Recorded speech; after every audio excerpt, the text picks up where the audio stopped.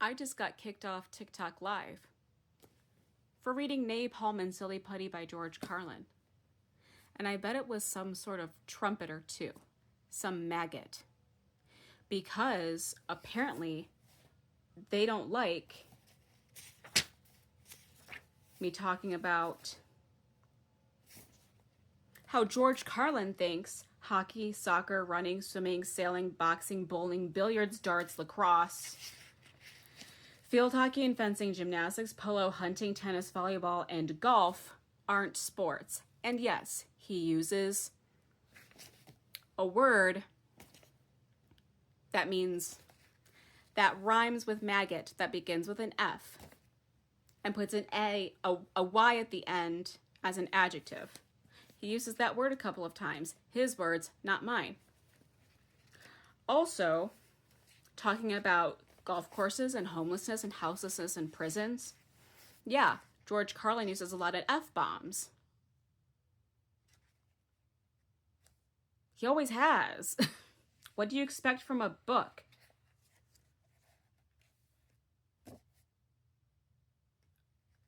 And you know what? I'm going to read up until where I was cut off.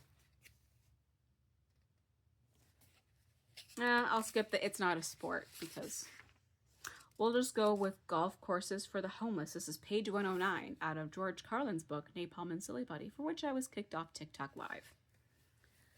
War is heaven. When the United States is not invading some sovereign nation or setting on fire from the air, which is more fun for our simple-minded pilots, we're usually busy declaring war on something here at home. Anything we don't like about ourselves, we declare war on it. We don't do anything about it, we just declare war. Declaring war is our only public metaphor for problem solving. We have a war on crime, a war on poverty, a war on hate, a war on litter, a war on cancer, a war on violence, and Ronald Reagan's ultimate joke, the war on drugs. More accurately, the war on the Constitution. Be it ever so humble, but there's no war on homelessness. You notice that? It's because there's no money in it. If someone could end homelessness and in the process let the corporate swine steal a couple of $1 billion, you'd see the streets of America clear up pretty goddamn quickly.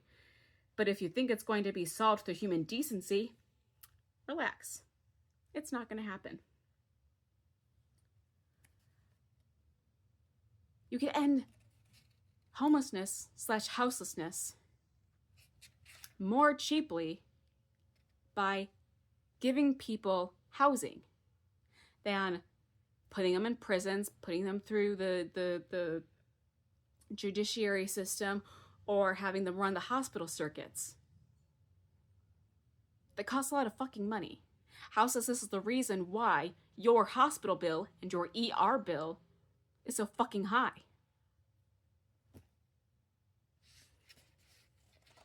Anyway, you know what I think that ought to do about homelessness? Change its name. It's not homelessness, it's houselessness. And yes, I called myself houseless, not homeless, when I lived in San Diego because I considered myself at home. It's houses these people need. Home is an abstract idea. It's a setting, a state of mind. These people need houses, physical, tangible structures. They need low-cost housing. Get it out of here. But there's no place to put it. People don't want low-cost housing built anywhere near them. We have a thing in this country called NIMBY. Not in my backyard. People don't want social assistance of any kind located anywhere near them. Just try to open a halfway house, a rehab center, a shelter for the homeless, or a home for retarded people who want to work their way into the community. Forget it. People won't allow it. Not in my backyard.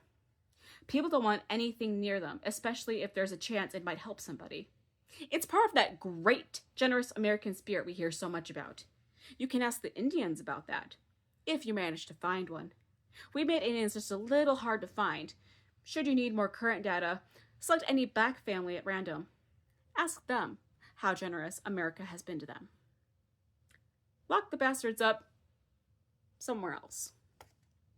People don't want anything near them, even if it's something they think society needs, like prisons. Everybody says, build more prisons, but don't build them here. Well, Why not? What's wrong with having a prison in your neighborhood? It seems to me it would make for a fairly crime-free area. You think a lot of crackheads and thieves and hookers are gonna be hanging around in front of a fucking prison? Bullshit. They ain't going anywhere near it. What could be safer than a prison? All of the criminals are locked inside. And if a couple of them do manage to escape, what do you think they're gonna do? Hang around? Check real estate prices? Bullshit. They're fucking gone. That's the whole idea of breaking out of prison, to get as far away as you possibly can. Not in my backyard. People don't want anything near them. Except military bases. They like that, don't they? Give them an army or a navy base. That makes them happy. Why? Jobs. Self-interest. Even if the base is loaded with nuclear weapons, they don't give a shit. They'll say, well, I don't mind a few mutations in the family if I can get a decent job. Working people have been fucked over so long. Those are the kinds of decisions they make now. And that's where I was kicked off. That's where I was kicked off TikTok Live. I'm going to keep going because there's time. Putz for putzes. But getting back to low-cost housing, I think I might have solved this problem. I know just the place to build housing for the homeless. Golf courses. It's perfect. Plenty of good land in nice neighborhoods, land that is currently being squandered on a mindless activity engaged in by white, well-to-do business criminals who use the game to get together so they can make deals to carve this country up a little finer among themselves.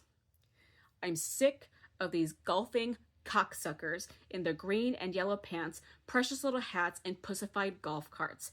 It's time for real people to reclaim the golf courses from the wealthy and turn them over to the homeless. Golf is an arrogant, elitist game that takes up entirely too much space in this country. Size matters. The arrogant nature of golf is evident in the design and scale of the game. Think of how big a golf course is. It's huge. You can't see one end of it from the other, but the ball is only 1.5 inches in diameter. So will someone please explain to me what these pin-headed pricks need to with all that land? America has over 17,000 golf courses. Mind you, this was written in 2001. They average over 150 acres apiece. That's 3 million plus acres, 4,820 square miles. We could build 2 Rhode Islands and a Delaware's worth of housing for the homeless on the land currently wasted on this meaningless, mindless, arrogant, racist game. That's another thing. Race. The only blacks you'll find in country clubs are carrying trays. And don't give me that Tiger Woods bullshit. Fuck Tiger Woods. He ain't black. He acts, talks, and lives like a white boy. Skin alone doesn't make you black. I'm not going to go into that. That's not for me to get into. Remember, these are George Carlin's words, not mine. I'm reading a book. Wake me up on the 19th hole. And let's not forget how boring golf is. Have you ever watched it on television? It's like watching flies fuck, a completely mindless game. I should think it takes fairly low intellect to draw pleasure from the following activity: hitting a ball with a crooked stick, and then walking after it, and then hitting it again. I say, pick it up, hassle. You're lucky if you found the fucking thing in the first place. Put it in your pocket and go the fuck home. But no, Darko in the plaid knickers is gonna hit the ball again, and then he's gonna walk some more. I say let these rich cocksuckers play miniature golf. Let them fuck with a windmill for 1.5 hours. I want to see if there's any real skill among these people. And yeah, I know there are plenty of golfers who don't consider themselves rich. People who play on badly maintained public courses. Fuck them.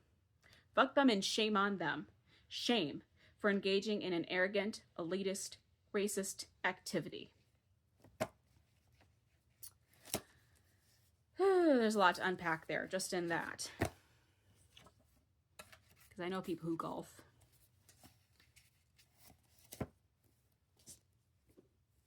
But that's it. That's why I was kicked off TikTok Live. Follow for more.